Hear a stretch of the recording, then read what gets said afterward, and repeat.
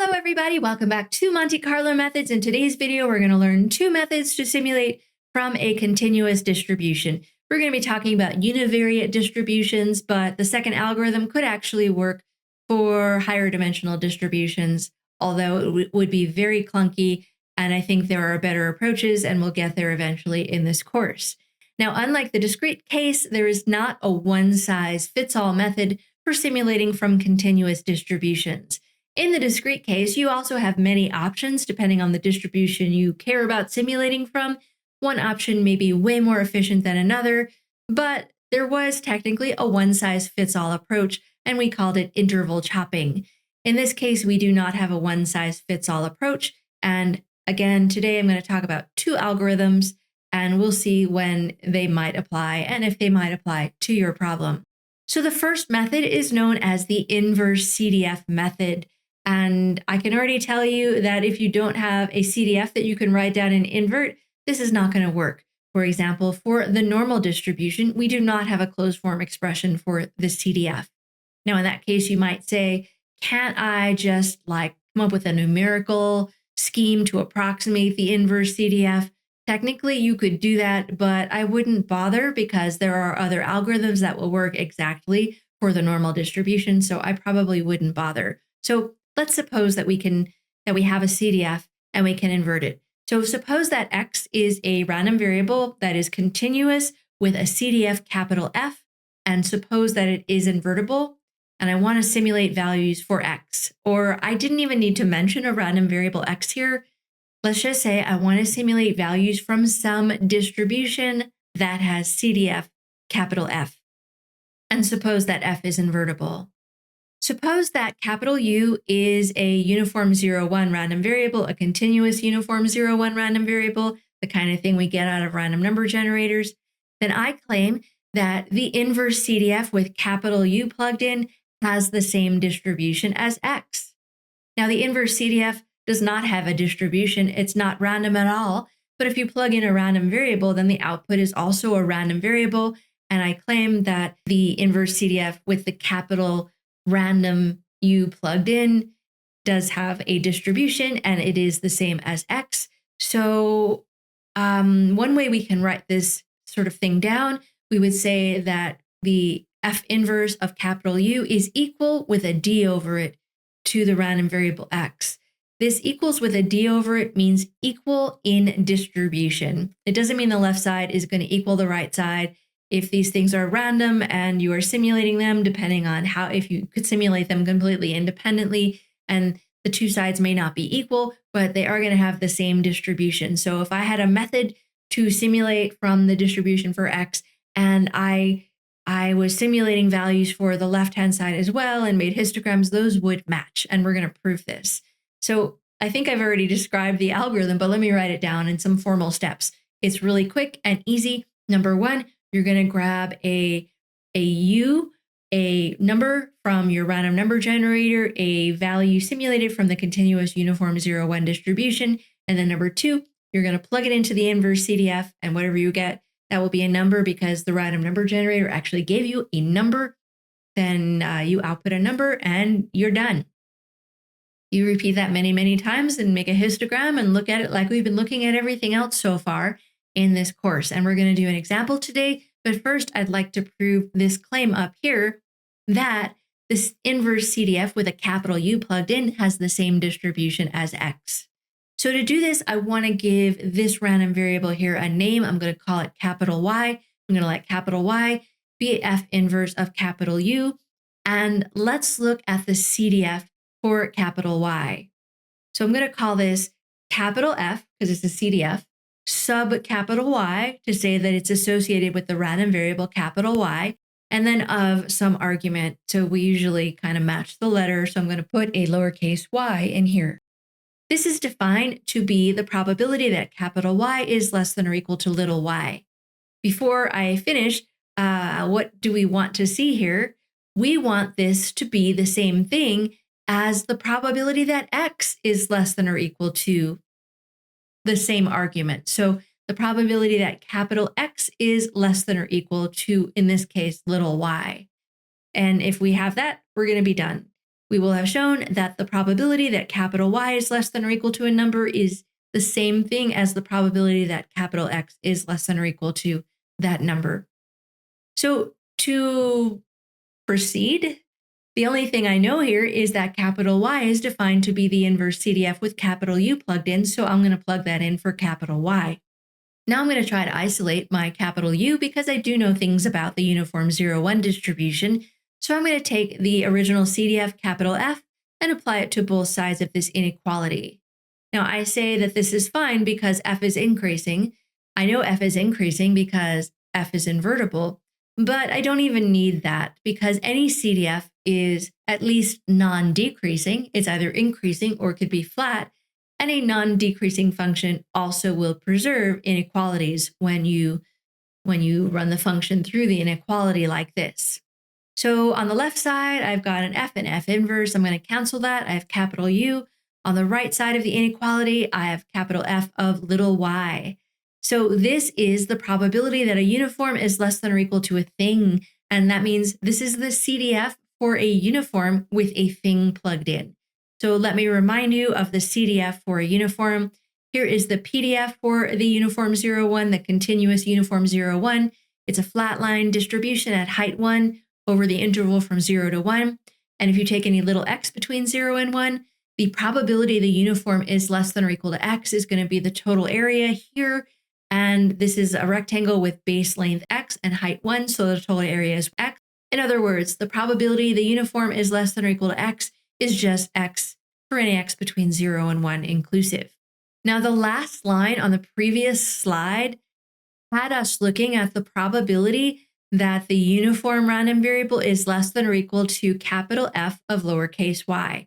And the first thing I just wanted to say before going back to that line is to note that capital F of lowercase y, this is the probability that capital X is less than or equal to lowercase y, because capital F alone without any subscripts is the CDF for capital X. That was the very first line in the bullets when I was setting this up. And so because this is a probability, I know it's between 0 and 1. And so the CDF for y at little y, on the previous slide, we said that this was the probability that capital U was less than or equal to the CDF at little y. This quantity is between 0 and 1 because it's a probability. And so now I just want to use this fact. My little x here is capital F of little y. It's between 0 and 1. So we just get capital F of little y. This is the CDF for x. The CDF for y is equal to the CDF for x. And that's enough to say they have the same distribution. But if you're more comfortable at talking about PDFs, we can take the derivative with respect to little y of both sides here, and we get the PDF for the random variable y is equal to the PDF for the random variable x. And now we definitely can say that x and y have the same distribution. Remember, y was the inverse CDF with capital U plugged in. So we have proven that the inverse CDF with capital U plugged in has the same distribution as x. So let's do an example.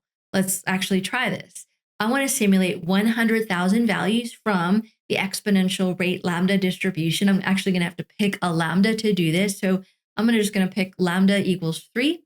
And the PDF for this distribution, I'm going to call this lowercase f of x. It's lambda e to the minus lambda x whenever x is greater than or equal to 0. The CDF, I'm going to call this capital F of x, is the integral of the PDF from minus infinity up to x. But this PDF is 0 for all the negative values. So this cuts off the limits of integration. And we get an integral from 0 to little x of the PDF. I've used a dummy variable here because I'm plugging in little x. And when you integrate this and plug in the little x and the minus infinity, you get 1 minus e to the negative lambda x. So this is the CDF for the exponential distribution with rate lambda. To invert this, I'm just going to call this y. I'm going to let little y be 1 minus e to the negative lambda x. Solving for x, you get x equals minus 1 over lambda times the log of quantity 1 minus little y. In other words, the capital F inverse of y is negative 1 over lambda times the log of 1 minus y.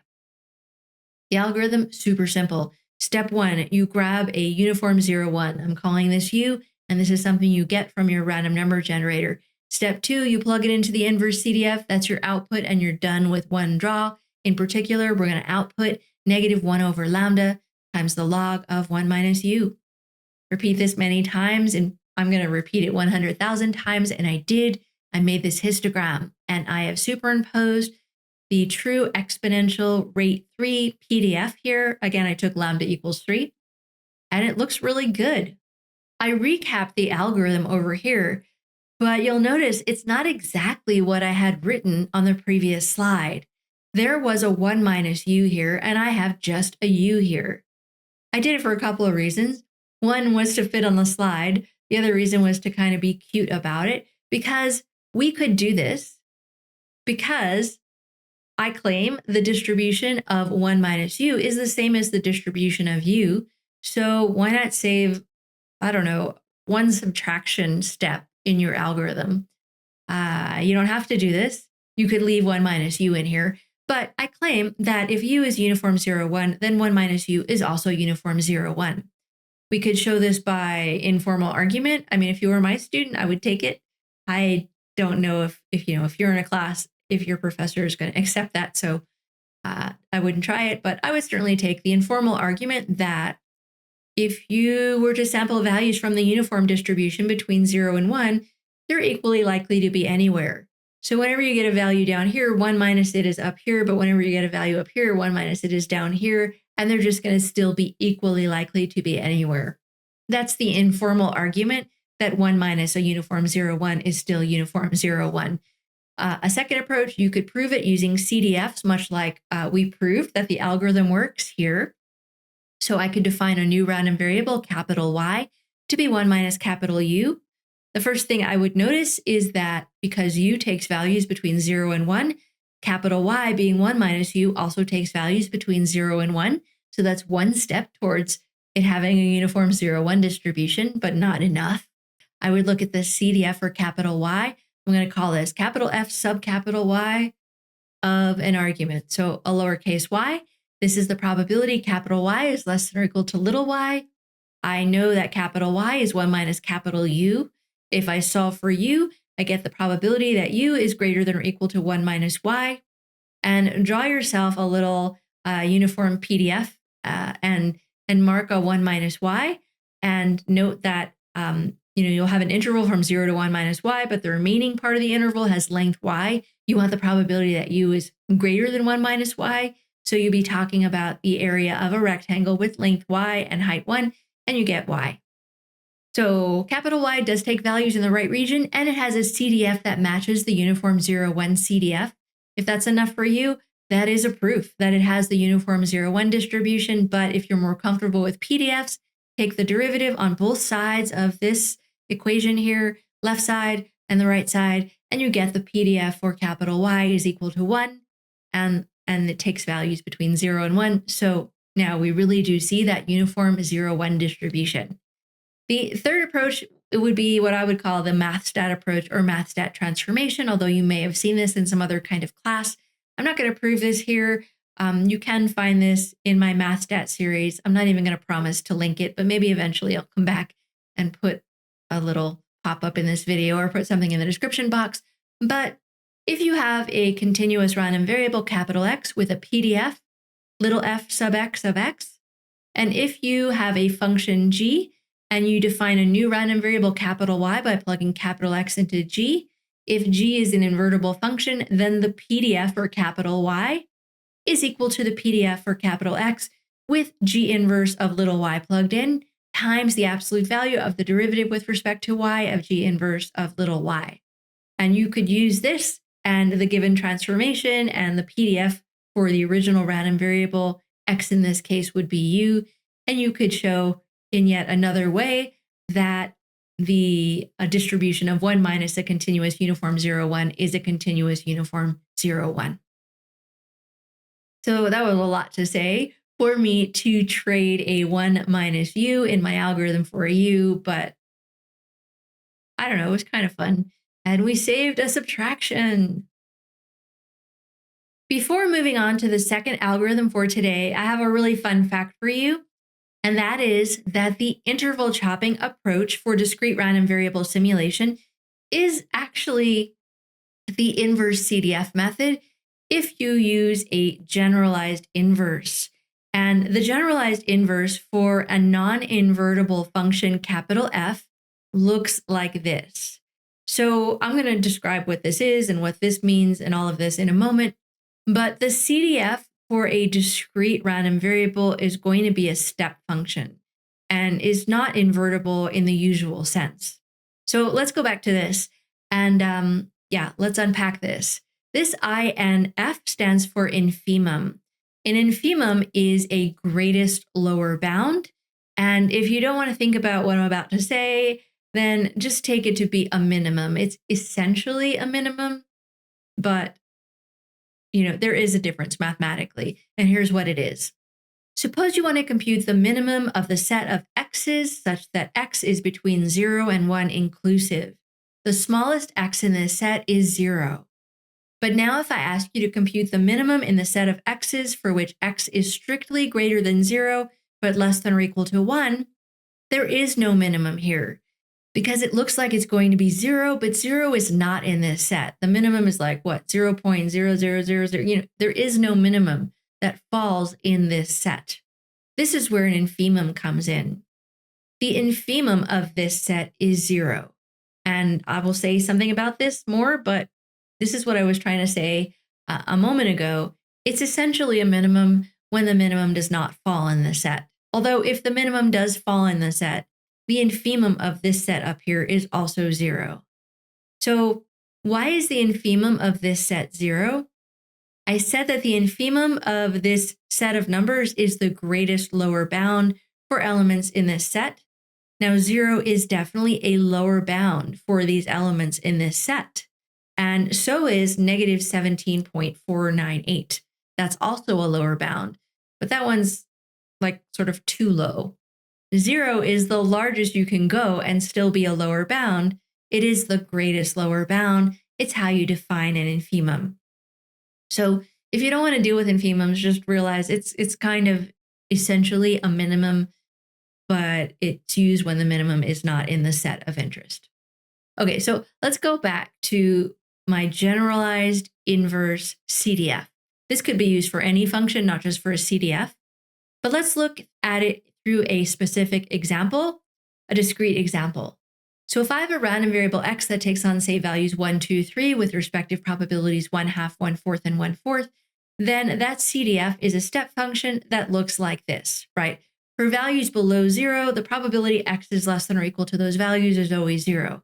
But for values, once you hit 1, the probability x is less than or equal to 1 is the probability x equals 1, which is 1/2. And the probability that x is less than or equal to 1.2 is the probability in this case that x is 1, and that's 1/2. And you stay at 1/2 and you get these flat lines until you get another jump. So let's look at inverting this function with this inverse or generalized inverse. I'm going to just sort of pick a dot. I'm going to put a green dot down here somewhere between 0 and 1/2 on the y-axis, and then figure out how to invert this and go back to a value on the x-axis. So here is a value of y, this green dot, and I want to look at the smallest x such that the CDF, which is this step function, gets up above this green dot. So if I look at all these x's here, the CDF is 0 and it's below the dot. It is at this value of 1 that the CDF first jumps up above the green dot. So this value of x, 1, x equals 1, is the smallest value of x for which f of x first jumps above the green dot. In other words, capital F inverse of the green dot is 1. And this will hold for any green dot I put between 0 and 1/2. I'm going to stick a blue dot in here between 1/2 and 3/4. And so what is the generalized inverse here? I want to look at all the x's and I want to come up from the left-hand side and find the smallest x for which the CDF first jumps above the blue dot. So we're below the blue dot, below the blue dot. Here, we're still below the blue dot and below the blue dot. It is right here when x equals 2. That's the first time we jump above the blue dot.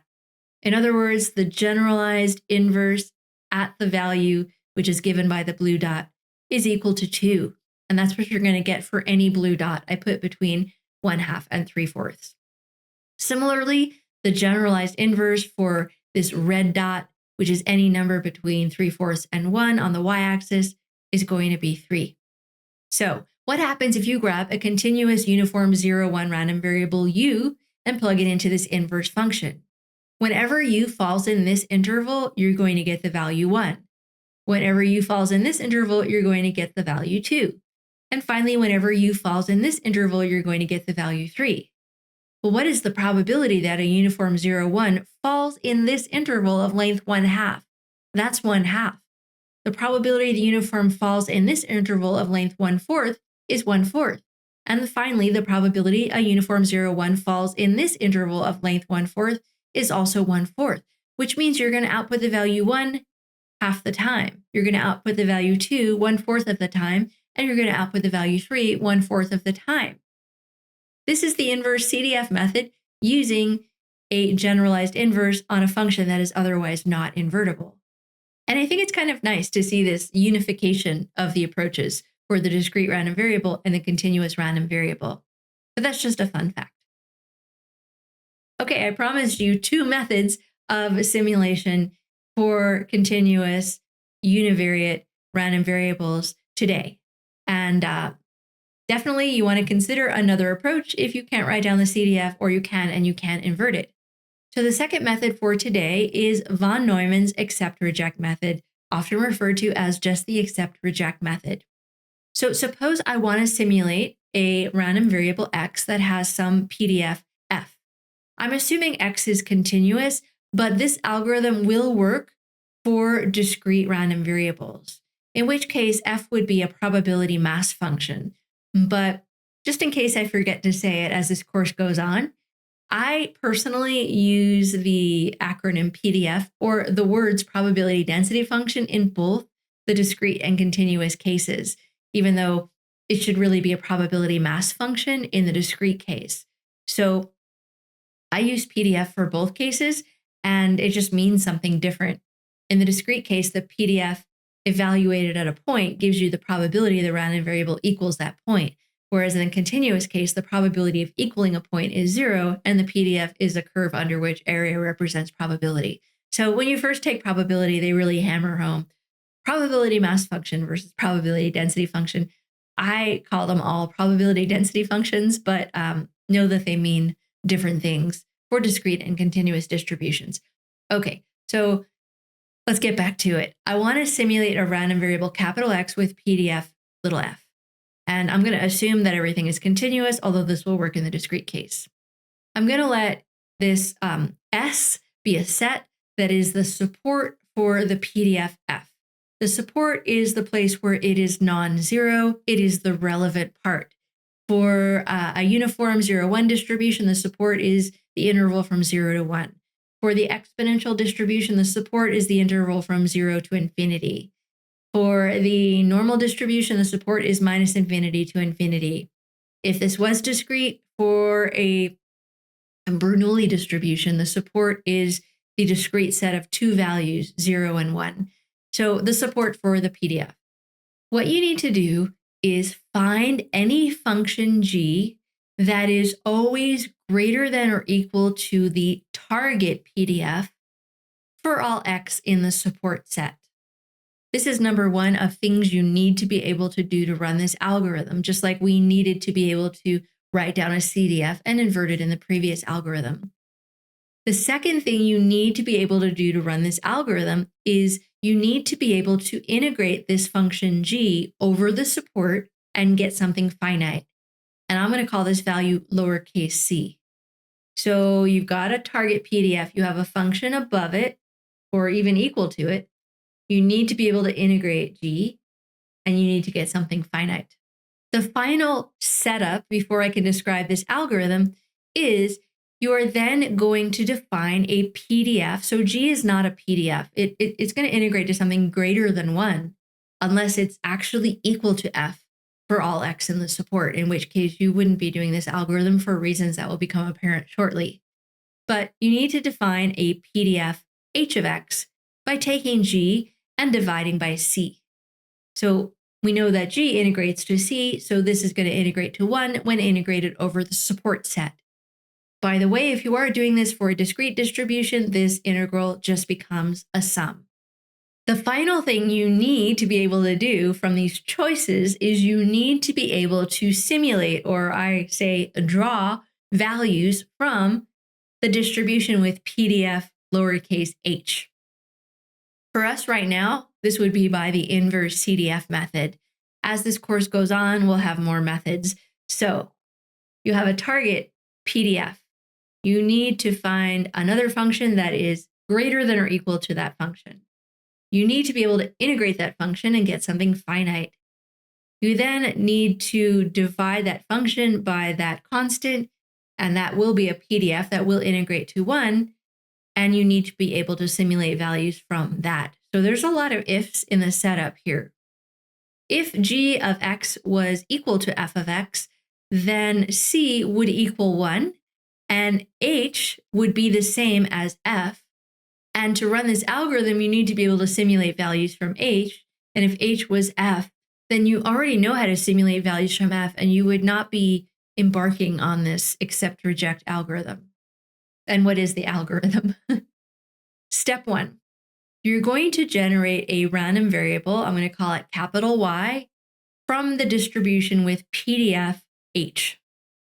Step 2, you're going to need to generate a random variable capital U from the uniform 0, 1 distribution, and this needs to be independent of how you generated Y. So if you use the inverse CDF method to generate Y, you had to grab a uniform for that as well. It needs to be a different uniform. These guys need to be independent. The third step is you check if the uniform is less than or equal to F of Y over G of Y, and by the way, this is less than or equal to 1 by design, then you accept this value of Y as a draw from your target distribution. In other words, you output this value for Y. This is going to be a value simulated of your random variable X. You're proposing a Y, you're grabbing a U, you're checking a condition, and if it works, then your Y is going to step in and be your X. If U is not less than or equal to this quantity, you reject the value of Y. You dump Y, you dump the uniform U, you start all over again with fresh independent values. This is it. You keep doing this until you get an acceptance, and that will get you one single draw from your target distribution. And then I'm going to repeat this 100,000 times and build a histogram, but this is how you get one draw. So let's prove it. Let's prove that this algorithm actually produces a value with the target PDF F. I'm going to prove this in the continuous setting. All of this could have been discrete, and the integrals could have been sums, and we could prove this in the discrete setting. But I'm going to let capital X be the output from this algorithm. So it may have been called Y. In an algorithmic setting, you're going to generate a Y, generate a U, see if something happens. If not, regenerate a Y, regenerate a U, see if something happens. The first time you get that acceptance, you would set X equals Y because that's your output. So I'm going to let X be the output from this algorithm.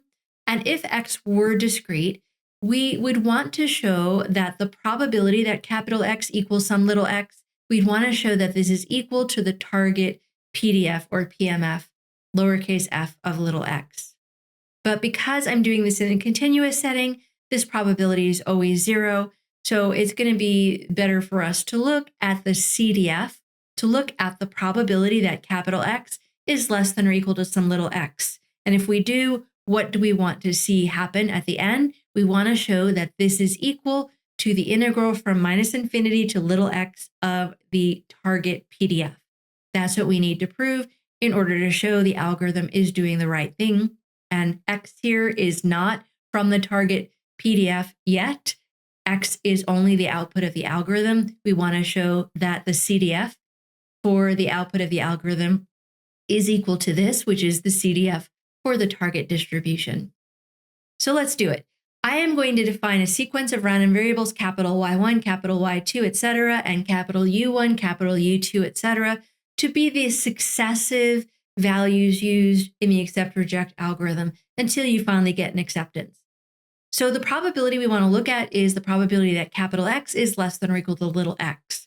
I am going to write this as the sum as little n goes from 1 to infinity of the joint probability that capital X is less than or equal to little x, and that the first acceptance is on the nth trial. This is almost like conditioning on the first acceptance trial, except I'm not using the conditional probability. This is a joint probability here, and if you sum over n, you'll sum out this part and you'll get back to this probability, which is what I have on the left-hand side. You could do a conditional step here where you would sum over n, the probability of this given this times the probability of this, but it's actually unnecessarily messy. So I want to rewrite this so that I have it in terms of the y's and the u's. And this will involve many y's and many u's, but I can actually write this kind of compactly. I'm going to say that this is the same as having n-1 failures, which involve y's and u's, and then also the capital Y sub n, because our acceptance was on the nth trial, that value has to be less than or equal to little x, and the capital U sub n has to be less than or equal to f of y sub n over g of y sub n. This is the first acceptance is on the nth trial, and that it is an actual acceptance, and that the capital X is less than or equal to little x, because the capital X would then be the y sub n. So I hope that makes sense. You might want to pause the video and think about that for a moment. But continuing on, these n-1 failures, yes, can be described using y1, y2 up through yn-1 and u1, u2 up through un-1, but it's actually not going to be important that we do that, and that's a lot of stuff to write down. But this does depend on capital Y1 through capital Yn-1 and capital U1 through capital Un-1, and this stuff is independent of this stuff because all the y's and all the u's are independent of each other. So I can break this up into a product. The probability of n-1 failures times the probability of the rest of this stuff. Let's just look at this piece alone for a moment. The first thing I'm going to do is rewrite my g of whatever as c times h of whatever. And now I'm going to try to evaluate this by conditioning on the value of y sub n. So y sub n is a continuous random variable in our proof and our case that we're looking at. So I'm going to get the integral from minus infinity to infinity of this probability, given that y sub n is equal to a particular y, times the PDF for the y sub n, which is h of the little y, dy. Y sub n is continuous. How could it equal little y? The probability of that happening is 0, but as long as it's on the right side of the conditional line, it is okay. Because if you assume that you're measuring things with infinite accuracy, I've given the example before of if I could measure the height of the next person in inches with infinite accuracy, the probability I get someone with exactly a height of, 67.91038823 whatever inches is 0 because there's so many possibilities. But once I have that person and I measure them, I have observed that. So it's okay to have an equals like this for a continuous random variable as long as it's on the right-hand side of a conditional line. It's already been observed. The next thing I'm going to do is plug in the fact that yn is given to be little y. So over here, I'm going to plug in little y for all the capital Yns, and we get this. Now I can get rid of this conditional stuff. Why is that? Number one, I've used the information. That's not usually enough to drop the stuff after a conditional line, because on the left side of this conditional statement, I have a random variable, capital U sub n, and if the distribution of capital U sub n depended on the value of the random variable for capital Y sub n, then this information is still relevant. But it doesn't, because the U sub n is independent of the value of Y sub n, so I can drop this by independence. Once this is dropped, I am going to take care of the fact that the little y is less than or equal to x. That's just going to cut off the limits of integration for us. We've seen this before. And this probability is just going to be the probability of this happening. But the integral, the y's, we're running over y for our integral here. The y's are restricted. They were from minus infinity to infinity, but now they go from minus infinity to little x. Now, note that this quantity is less than or equal to 1. This is actually f of y over g of y, and g was always greater than or equal to f. That's why this quantity is less than or equal to 1. And the uniform is less than or equal to a number. This is the CDF for the uniform 0, 1. We know that this probability is just equal to this number. So I get the integral from minus infinity up to x of f of y over c h of y times h of y dy. And I get some cancellation. I get 1 over c times the integral from minus infinity to little x of f of y dy. So this is not actually what we cared about. It was just a piece of what we cared about. Let's put it all together. We had the probability that capital X was less than or equal to little x. We rewrote this like this. That entire calculation I just did on the last slide was for this piece. So I'm going to plug that in. We got that this is equal to 1 over c times the integral from minus infinity to little x of f of y dy. I'm now going to take this equals this, and I'm going to let x go to infinity on both sides here. If you were doing this for a discrete distribution and you had the probability that capital X equals x over here, then I would probably sum both sides over all x at this point. But I don't know what the sum of the CDF is, but I do know that a CDF, as this little x goes to infinity, this probability is going to be going to 1. Over here, I have an integral from minus infinity to infinity of a PDF. This is also going to 1. So when you put these together, I have 1 equals 1 over c times a sum as n goes from 1 to infinity of a probability of seeing n minus 1 failures. This looks like an awful thing that I don't want to compute. Unfortunately, we don't have to compute it because this right here shows us that the sum as n goes from 1 to infinity of the probability of n minus 1 failures in the accept reject move must equal c. I'm just solving this for this. So we've got the probability that capital X is less than or equal to little x is this expression, and we just showed in a really slick way that this must equal little c. So I'm going to plug it in. We get cancellation. We end up with the integral from minus infinity to little x of f of y dy. This is the CDF for the target distribution. This is the CDF for what comes out of the algorithm. They're the same. We just showed that what comes out of the accept-reject algorithm has the same distribution as the target distribution we're trying to simulate from. And isn't that the coolest thing you've seen today? Okay, isn't that the coolest thing you've seen in the last 5 minutes? No, that was coolest. This is the coolest thing you've seen in the last 10 seconds. Okay, so I really am out of time.